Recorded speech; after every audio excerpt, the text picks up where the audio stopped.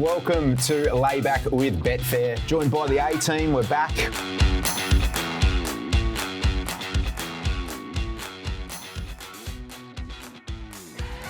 Hello, it's Watling week, but we are back for Layback with Betfair. I'm Tom Haylock, joined by Mitch Lewis and Dean Watling. I'll start with you, Mitch, because you've been at Warrnambool as well. Are you feeling as rough as me?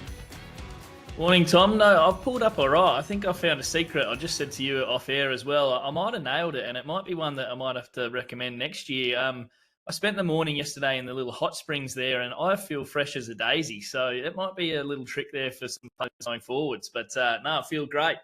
It was a great time there. I spent 2 days there. Betfair party was great. Met heaps of people. So yeah, loved it.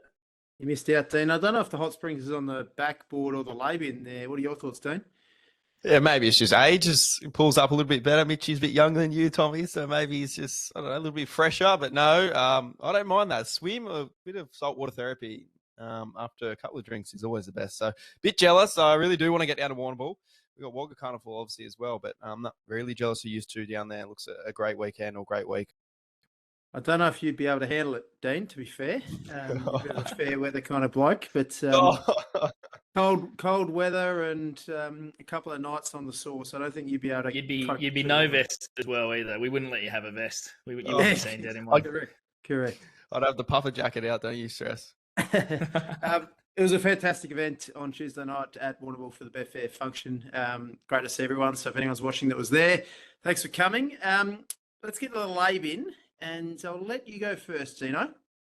Yep, mine's fashion related again this week. I'm going to lay skinny jeans. There's been a change of tune. Skinny jeans are out and sort of straight baggy lettered jeans are in. So I was out on the weekend with a couple of mates and they're still rocking the 2012 skinny jeans. So they can get in the lay-bin, as can their jeans. Tommy, you'd be a big fan of the skinny jeans bag, cutting some shapes on the D floor? Only on the girls, mate. No, I don't like you giving fashion advice, so that's in the lay-bin for starters. I'm sick of this. Need to come up with some better gear. Mitcho, I'm looking forward to yours, mate. Yeah, I've got a couple. First, I'll do the early one that I had. Bad crowds at sporting events. So we saw a bit of that footage you were there at the Live Golf, Tommy. I'm all for the fun, throwing the cups out. It's all harmless fun. But when you start pegging them at the participants and when you start throwing chairs out onto the green, yeah, it's a little bit silly. So road crowds, and if you're in the crowd and you see stuff like that, you got to word them up. It's just, that's how you ruin things for everyone else. So I'm all for the fun when you throw them in the air when it's harmless, but I'll tell you what, when I saw that caddy getting hit in the back of the head by a water bottle, I thought, geez, they might never see this again. So anyway, and then my other one, second one, I've had sending text messages to the wrong people. So we've had an experience of this in me, Tom. So then I've managed to cross-reference one here with a little mail I got across my desk. Our mate Dean Watling sent a text message to somebody the wrong first week as well, and there's a little article, I'm not sure if you saw it, Tom, that was written about Dean and his work in the industry and stuff like that, and he should be proud of that article, and it looks very nice. He was sending it to friends and family, and then he's also might have accidentally sent it across to a new love interest that he might have only texted 4 or 5 times previously. So straight away, he sent out here, this is what people say about me, and have a look at this article. Look at me. Bit of me time, Dino. They're just not proofreading what you're sending to people or who you're sending to. I think that was deliberate by the sounds of it, Mitch. No, it was not. Pretty sure that was deliberate. Have a look at me. I'm kind of a big deal. Radio. And I'm hearing it might have worked, Dino. So you might be all right. You might have figured it out here. No, it definitely didn't work, and I will not be. Well, I didn't do it on purpose, but I will be trying my best not to do that ever again. Because yes, very embarrassing. Tommy, you would have loved that. It gets the best of us. Like I said, it's I did a similar thing last week, but probably not to the same extent. Very good. All right, time for the main event, the racing. Now we've got black type racing across 3 states this week. We're going to cover Morphettville Group 1 there, the Derby. We've got a couple of good races at Eagle Farm. We'll touch on race 8. Then we've got Hawkesbury. Who knows what's happening with the weather there. You wouldn't believe it, guys. Perfect weather in Adelaide, and it's raining in Sydney, so pretty standard stuff. Let's get to Morphettville. We've got the South Australian Derby, 2,500 metres Group 1. What a race it is. Perfect weather, as I said. The rail is, what position we got the rail here? We've got it out 200 from the 1,200, out 2 from the 1,200. So interesting rail position there. As I said, Mitch, last week, the track, it got wider and wider. They didn't want to be near the fence. How do you think it'll play this week? I'd expect it to play similar. It played to what its normal characteristics are last week. I thought they perhaps just come a little bit wider than expected. So it's a little bit to do with that turn. That turn sort of hits you quite quick. So I'll expect them to do it again, but I wouldn't go as far around the inside lanes are going to be inferior. If you see a runner cut towards the inside, I think it's mostly to do with the momentum you've got. So I'll expect it to play basically the same as last week. It's a big open track, 2 metres out slightly is not really going to do it any damage. Interesting. We'll get to you first, Dino. How are you playing? Who leads as well in terms of a map perspective? Is it Air Assault after last start? Did they press forward again? I've got Glad You Think So, and Sunset's up there. How about you, Dino? Yep, I think you summarised it pretty well. I think a couple of out wide. Coco Sun probably has a tactical versatility, quick backup. I doubt they want to be too far back. And Mitch, you'll probably touch on it a little bit more, but that 2,500 metre starts a little bit sticky. Got around sort of 100 metres to the first turn. So we might see a couple more horses that are racing on the quick backup use that tactical speed to roll forward. The last thing I think you want to be doing, Tommy, is sort of trapped wide around that first turn, especially over the 2,500 metres, sorry. Who are you with, Dino? Yep, I'm with Coco Sun. I love the backup here. I think if you referenced last week, you can get a great guide on the Chairmans versus the Australian Oaks. And if we're looking at ratings, purely on Dala, the Australian Oaks smashed it out of the park. The Chairmans, they've gone extremely slow to the 600 metre mark. And you'd expect off that tempo, they'd zip home, but they've only just come home bang on even. So keen to be against those form lines. I'm with Coco Sun back up. I think the girls are better than the boys this year, so I'll be backing her. And I want to lay Bold Soul the place. He had the absolute dream run off the back of that slow tempo last start, and he just got there. I think he deserved and should have probably won that race by a little bit further with the setup that he had. So I am going to lay him the place and back Coco Sun, Tommy. Who are you with, Mitch? I reckon you can have a 2-bet play. Coco's one that I'm keen on. You're getting a good price earlier in the week as well, so hopefully we get around that $5 mark come race day. But Antrim Coast, the New Zealand runner, there was that run, good win in Australia, just sort of regressed a little bit second up. The runs now is going to help. Proven at the trip, I think suits as well, and we get a good race map there. Will they go quick enough's the question. I would like to think they're not going to give Air Assault his own way again out in front. So someone unknown might kick up and try and make it a little bit harder for him, which will give Antrim Coast that sort of run. So I'm probably a 2-bet play, Antrim Coast, Coco Sun. And yeah, I'm against that Chairman's form line. I just thought, like Dino touched on it, they went super slow and they had every opportunity. They didn't really do it. Warmonger was the one I was keener on earlier a few weeks ago. But if he ends up out the back again in this big field, I think he's going to have a lot of work to do. So I'll stick with that 2-bet play and probably laying anything out of that Chairman's. The only one I would take would be Bold Soul. I think he looks like he might be able to hit the line strong, but yeah, against that form on Matt. Yeah, I agree. I'm against 2,000 metre lead-ups, and 5 of these come through a 2,400 metre list of race at Caulfield a month ago. I reckon that's a pretty good lead-up. Gold Wolf beats home Antrim Coast, Sakuma, and Sunsets in 5th. Maputo ran 6th there. I thought Gold Wolf was the beneficiary of brilliant Alan Wright there, way through, and got runs through the field and was superb. Antrim Coast flushed out 4 wide, which, as you mentioned, it was a pretty good run. Finding the front a long way out, stuck on, only beaten by Gold Wolf. Antrim Coast meets it better at the weights for that as well. Had the shorter SP and draws really well today. So I've got Antrim Coast on top as well. But I want to back a horse down the filly. And Dean mentioned that the girls, he rates the girls higher than the boys. Ahu Riri, Dino, what do you make of this horse? Obviously back in trip, staying. Ties in because Maputo came from that 2,400 metre race and ran in that St Ledger. I like Waller back in trip here. Williams on barrier 11. What are your thoughts on Ahuriri? Yep, I definitely don't want to be against it. And the query I had was the setup relating to this. If you reference the 2,800 metre win, visually looked impressive. Then you look at the sectionals, they absolutely crawled around 30 lengths odd, slower than average to the 6, and then a sprint home. So hard to get a guide on the horse if it's going to run a strong sort of 2,500 metres out. You'd say yes, it could be one that jumps out of the ground. So I want to be on its side. Do I want to back it? No. Do I want to lay it? Probably not either. So I think it is the big smoke in the field. I wouldn't be surprised if they come for it late too. I don't mind that setup off a slow tempo, 2,800 metres back to 25. I think it sets up perfectly. So I want to be on that filly. And glad you think so as a horse out of the Sergeant Yard. He gets these 3-year-olds overstaying trips. He does it better than anyone.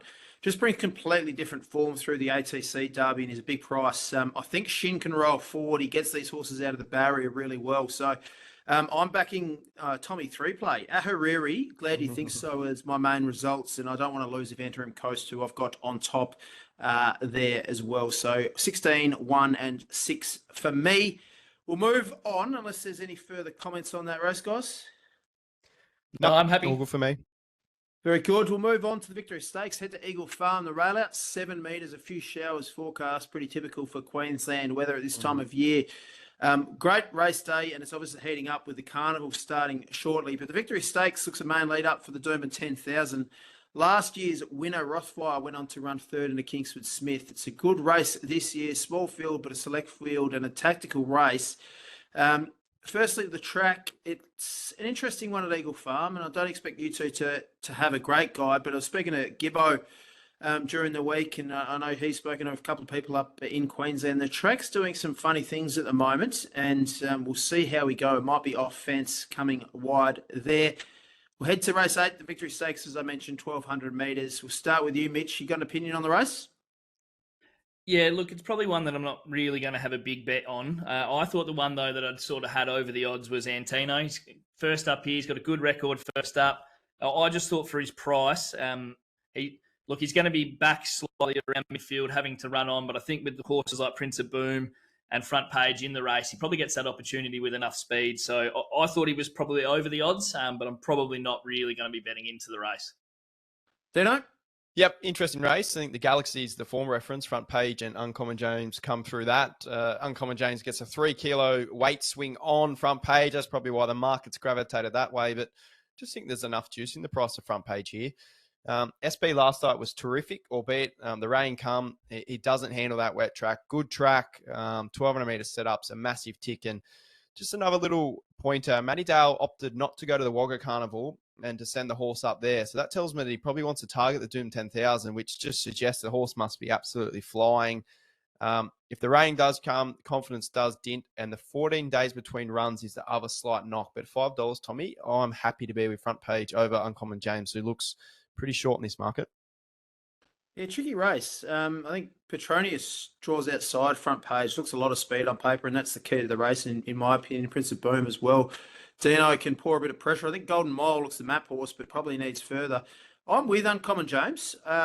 Eagle Farm is a track that you need to have run well in the past to be short in betting, in my opinion, and he gets that 2 from 2 at Eagle Farm. Uncommon James, he's got a brilliant career record. He's fitter now, and he performs superb second up. I think he is the best horse in the race. He's got premier form lines, no issue at 1,200 metres, and I think he's an obvious favourite. I think he's a deserved favourite. So he's never really been one of mine, but he's a very good horse, and he does bring the best form into the race. So easy selection for me, race 8, number 1 on Uncommon James there. We usually have a segment, guys, called What Caught My Eye. I don't know if any of you have got anything that caught your eye. Obviously, a few rogue text messages from Dino, Mitch. Anything spark interest at Warrnambool? Anything catch your eye, mate? I'm trying to think. Not really. I didn't have a crack at it, but I feel like I've missed out. What was the dumpling thing out there? Apparently that's the greatest dumplings in Victoria. Might have missed a trick there, so I might have to revisit that next year. So got some mail about that yesterday for someone that I was coming only on Cup Day, and I was going to miss him, and he said, "Did you try this? It's unbelievable." So yeah, there you go. That's about all I can give you. There you go. The dimmies there, they're very good. Hangover food, it's cold. They're Right. really hot, and it's beautiful. So the dimmies up there. Dino, you got anything for us? Oh, I don't have too much. A couple of maybe ones that are a bit more serious. As Zapateo's off to stud, and so is King Colorado as of this morning. So they're probably two ones that are maybe not as good as the Dim Sins, but a little bit of interesting to see Zapateo off to stud. Is there any horses left? That's exactly, yeah, it's intriguing. I think we're going to have more horses at stud than we do racing, which is slightly concerning. It's incredible how many horses in the autumn have fallen away and retired. Zaki and a few of those. Oh, well, good opportunity if you own horses that are fringe group horses at the moment. Looks like they can improve and run right up to Group 1 class with a few holes in races. Let's get to Hawkesbury, guys. It's a Gold Rush, Hawkesbury Crown, Hawkesbury Guineas, and Hawkesbury Gold Cup meeting. Very wet in Sydney, and that's as we record this Thursday morning. Who knows how the track is going to play? I'll get your opinion on that now, Dino. Yep, rails in the true. There is a lot of rain forecast for Friday and Saturday. As of now, Thursday, none of it's hit. We're still on a good fall, so there is hope that we stick in that probably soft range. Rail true suggests that the inside lanes will probably be off. You probably want to be slightly forward of midfield, getting that running line towards the middle part of the track, Tommy. I'm specking a few at odds in this meeting, and maybe that's because of the weather. Maybe that's because of the nature of these races after an autumn carnival. But seems like a day where you can spec a few at prices. We'll start with race 5 at Hawkesbury, the Gold Rush listed race. Mitch, take us away, mate. Yeah, tricky enough race meeting, I should say. Conditions dependent as it stands. Look, in this race, race number 5, I like Duel. My question mark on him is how wet it's going to get. I thought he's going to go forwards, be prominent like Dino talked about. Barrier 5 gives him that opportunity to come away from the rail, and he goes really well fresh. I probably don't want it to get too wet. I think the suggestion was he probably wouldn't run if it's too wet either. So if he does run, if we're the lower end of a soft 6, I like his chances at that. And if he gets scratched out of the race, I thought perhaps Parasail first up as well might be the one. It does look a little bit of speed here and pressure in this race as well, Dino, with much better Duel, Extravagant Star, and Facile. I think Parasail probably gets a nice running behind and can add a bit of pressure as well. But it does look a bit of pressure. Dino, who are you siding with? Yeah, you make a good point. I would suggest there might be a 3-wide line. It's pretty common. All of the starts at obviously Hawkesbury down the back straight from the chute setup. So you can sort of have that 3-wide line. It's not too much of a disadvantage, especially 1100 meter setup.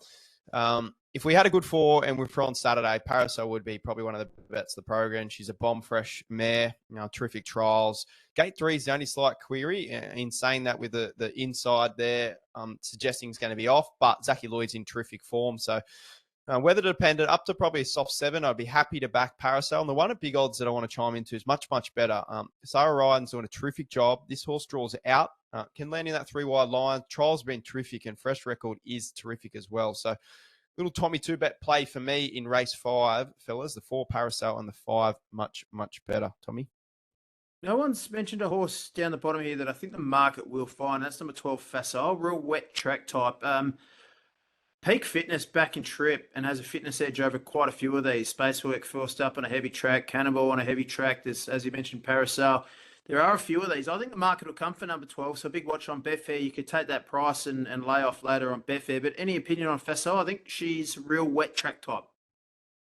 Yeah, she'll roll forward too. I think that's the key. The only knock I had was how key are these inside lanes. I think you sort of get a soft 6, soft 7, maybe the inside will be okay. You can angle off that turn and sort of get to the better lanes. That was my only knock, just the inside. But she was really good last start. Probably caught me off guard, Tommy. And like you said, that setup, fitness, good gate on speed suits the wet track type there at Hawkesbury. All right. I could spec Facile and maybe hedge and lay off a little bit later there, especially if we get on a wet track because she's a wet track type. Let's move on to the 1,300 metre Hawkesbury Crown at Group 3. Is Shorts the clear leader here, Dino? Yeah, should do. There's a little bit of speed in this race. We've got a couple who can probably roll forward and sit outside, but Shorts typically, albeit no jockey nommed. I think that's a query on the track, but it should take up the running. Not a huge. Shadows of Love's speed. It does have speed as well, and probably uses a good gate with Timmy Clark. But yeah, I saw them two probably taking up the running. Tommy, do you have an opinion on the race? No. No real opinion for me. I had Shadows of Love on top. Do I want to chime into it? Probably not. I think there's probably not enough juice in the price, and probably not a race I have a huge amount of confidence in, to be honest. Mitch, it does look a pretty average race. Have you got an opinion? Yeah, I sort of thought Gennady on top. Probably a little bit of value. Been a little bit well supported this morning, though, so we'll just see where it jumps. I'd probably want around that each way price. Hasn't been tested on a heavy before, but soft form and reasonably soft form's pretty good. So was leaning that way, but without a huge degree of confidence yet until I know exactly what I'm looking at from a track-wise. Yeah, I think I've got Shadows of Love on top as well. Goes in all conditions, rock hard fit, racing well. Don't mind the barrier there for Shadows of Love. So probably an obvious selection. And it's one of those races, a pretty average race. And because it is an average race, I'm going to back 2 horses outside the market here. One of them's the International Coco Jambu. 1,400 metre international form goes okay. I know He has to do this first up, but first up, 1,300 metres and unseen on wet are queries. But she tried up okay, this horse. So I could spec Coco Jembu. And the other one is Cool Die. She's got ratings to win this. 2 starts ago, she ran second of Roots in a Group 2. She seems completely forgotten. Unsure on wet, that's a query. But there's no proof that she doesn't handle the wet. Tongue tie goes on. And second campaign for the new stable, Joe Pride. So big spec for me, number 7 there, Cool Diet price. As I said, has the ratings to win, and you're getting a huge price to find out in a pretty average race. So I'm playing around 5 and 7 and don't want to lose if Coco Jambu, she can win as well. Any thoughts on those 3, Dano? Cool Eye's one of mine. Love the trials first up, just wide gate, nothing went right. Freshened trial was really good. Wouldn't be surprised if she lobs. I doubt she wants it wet. I think Joe Pride's been sort of a little bit boisterous in the media. Probably doesn't heavy, but yeah, she's one of mine and wouldn't be surprised to see her lob. We'll see how we go there at a big price. Let's move on to race 7, the Hawkesbury Guineas 1,400 metre race. I have no huge opinion on this race. I found it pretty tough, but I know you, well, at least one of you is keen to play. We'll start with you, Dino. Yep, good race. Really like Schwartz here. Obviously, he will scratch if the race does get to, or the track, sorry, does get to a heavy range, but I think you could probably be a little bit upset or forgiving of his run last start in the Arrowfield Sprint. It's the key lead up into this race, but the top 5 horses in transit there, they went about 6 lengths faster than average to the 6. So they all suggested they would compound late, which they did. The Novelist finished 11th. I think the Instructor 10th, Osmosis 7th, and Rococo, who settled outside the lead up, finished 12th. Swartzat leaders back, and he's finished 6th. So of those 5 that led up at that strong tempo, he's the one that's really stuck on. I think the run had a lot more merit than it visually probably suggested. And we're seeing the Instructor, who had a freshen, come out and win, albeit benchmark 72 grade there on Wednesday. So I think he's we're getting a nice enough price. If he runs better in that outfield, he's a lot shorter here. Soft track's fine. Inside gate, just needs to jump. But I think he's the best horse in the race, Mitchie. And I think I could take the price right now about him, Swartz, for race 7. I have no doubt he's the best horse in the race. James McDonald sticks with him inside barrier, Dino. The stable have had a big opinion of him throughout his career as well. So you make a really good case there. I was probably a bit cautious of the price. I just have to mention Konasana after I found it at 25. So just thought I'd give that a steer. Anything from you, Mitch, in the Hawkesbury Guineas? If we were dry enough, I thought Butch Cassidy was a good each way play. I thought big drop in weight. I thought the 4th last start was pretty good. But then, yeah, if I'm sort of holding fire again, waiting on this track, Konasana for me, if we're into that real heavy range, I think the way it sort of went last start, she lapped it up. And I think if she gets similar conditions here, she'll be well suited. Fair enough. Let's move on to the last race we're going to cover today, the Group 3 Hawkesbury Gold Cup, over a mile, race 8 on the program. Attractable looks the leader here, Mitch, from Just Folk. How have you seen it? Yeah, I'd imagine Attractable gets that run out of barrier 4. Here to shock, nommed as well down in Victoria at Caulfield. From barrier 3 potentially as well is a chance to go forwards and settle in those first few. From my point of view, I'm keen to be with Detonator Jack. Even if we get to that heavy range, he's proven enough on it, in my opinion. The question mark is probably barrier 2. Where does he get to? But I think he's sort of got the runs on the board. 3rd up now, fit and firing. I think he'll manage to be able to do it. And then if we get to a heavy 100 plus, I'm going to have a little saver on the 6, Just Folk, because he'll absolutely lap it up as well. So I think Detonator Jack can win if we're at that heavy range, but I'll have that saver on Just Folk just in case. I assume that's why Just Folk is here, hoping for a very heavy track. Dino? Yeah, interesting race. I think Attractable holds the key for a couple of horses. Wet track record's awful, needs it dry. So not sure if that horse will line up off a freshen. I think that plays a little bit of a part in this race. I'm really bullish to bet into this race. I think Nugget brings that Doncaster form, as does Detonator Jack. You reference their runs in the Doncaster. They're probably going to get similar here. Detonator Jack on the inside. Nugget probably lands and probably gets to the key lanes. I think that's going to be the difference. He's just an out-and-out 1,600-metre horse. Love his profile, love his setup. Tyler Schiller on board. I think he should start favourite. Do concede if it gets to sort of heavy 8, heavy 9, heavy 10, Detonator Jack's probably advantage him. But up to a soft 7, I think a Nugget is a terrific bet here in the Gold Cup, which is a really good race this year, Tommy. He's got to win though, Dino. That's the problem. He runs well without winning. He hasn't won since December 2022. Any concern there? There is. I think there's a little bit of concern, but albeit he's running really good races. I was against him probably first up. I thought he was a little bit plain, but his last 2 starts are back to his best form.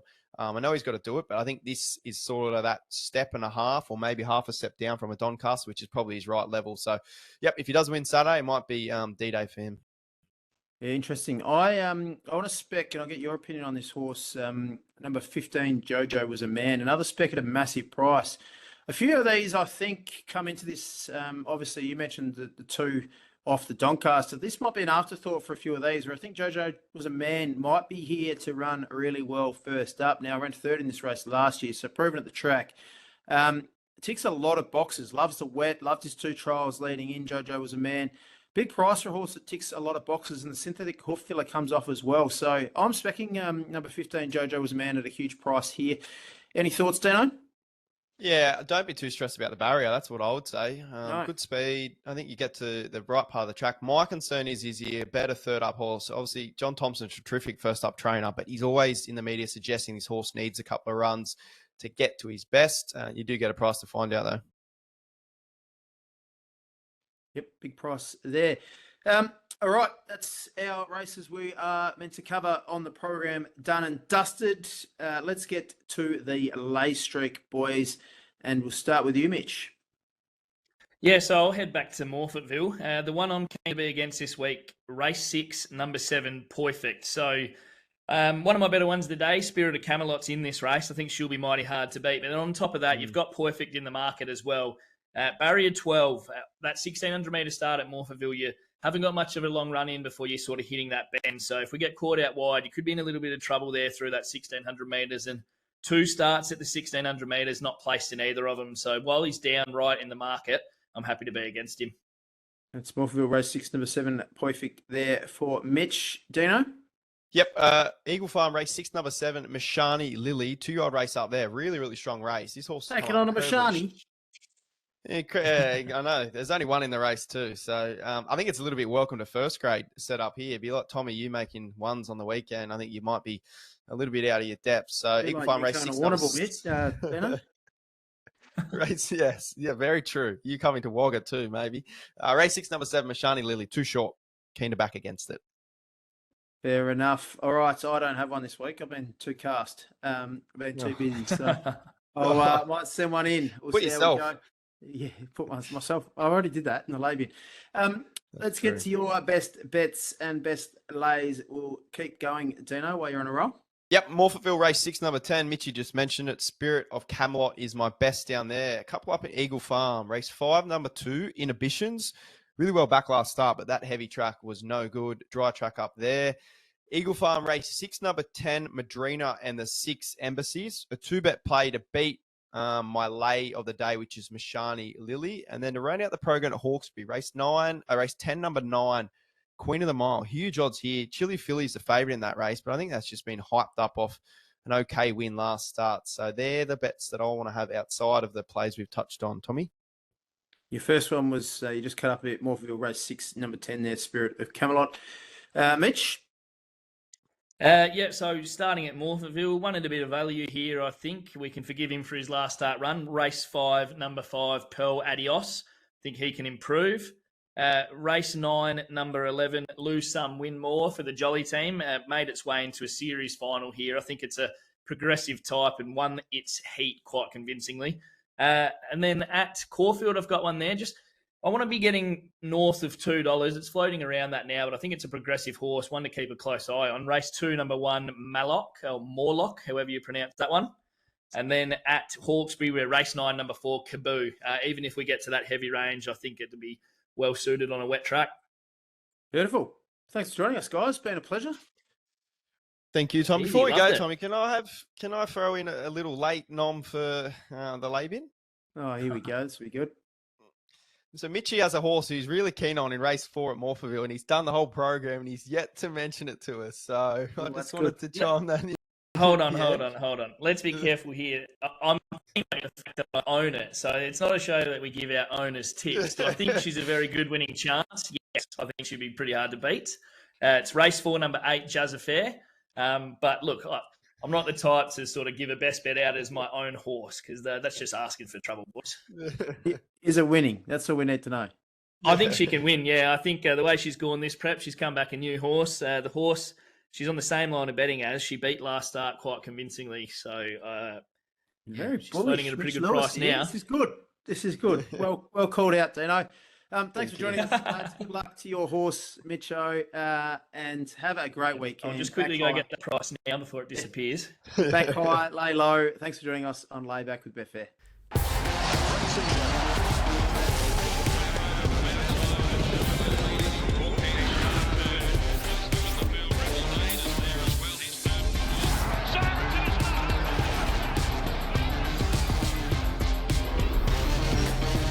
What are you really gambling with? For free and confidential support, call the number on the screen or visit the website.